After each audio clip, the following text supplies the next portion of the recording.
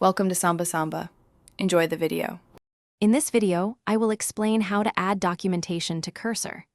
This powerful feature allows Cursor's AI to understand your specific projects better by referencing your own knowledge base.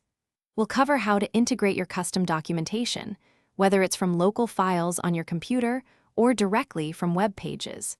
This process is straightforward, involving just a few simple steps within the Cursor application, significantly enhancing the AI's contextual understanding for your coding tasks.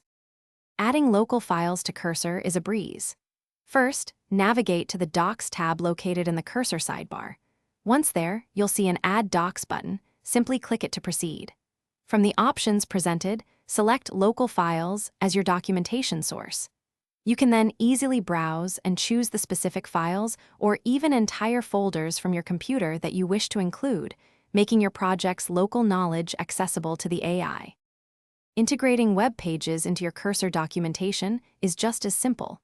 Begin by heading over to the Docs tab within the Cursor interface. After clicking the Add Docs button, select the Web Page option.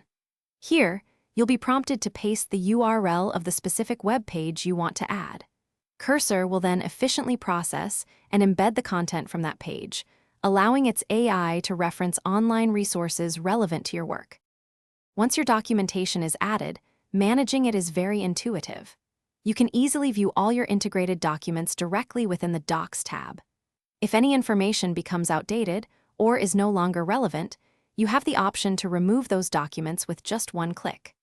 The best part is that Cursor's AI will automatically reference this personalized knowledge, leading to much more accurate and contextually relevant suggestions for your coding endeavors.